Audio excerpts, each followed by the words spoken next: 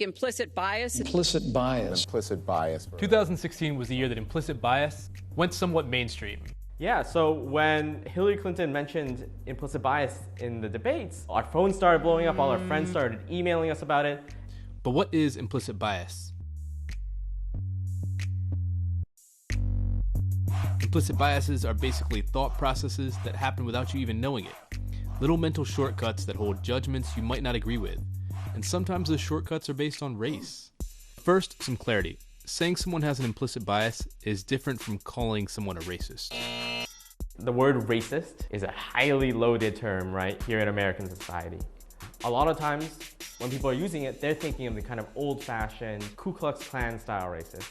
But implicit bias isn't anywhere near that, explicit.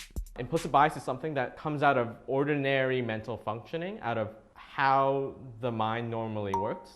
We've all grown up in a culture with media images, news images, conversations we heard at home, our education. Think of that as a fog we've been breathing our whole life. We'd never even realized it, what we were taking in. And that fog causes associations that lead to biases. I somehow know that if you say peanut butter, I'm going to say jelly. That's an association that's been ingrained in me because throughout my life, peanut butter and jelly are together.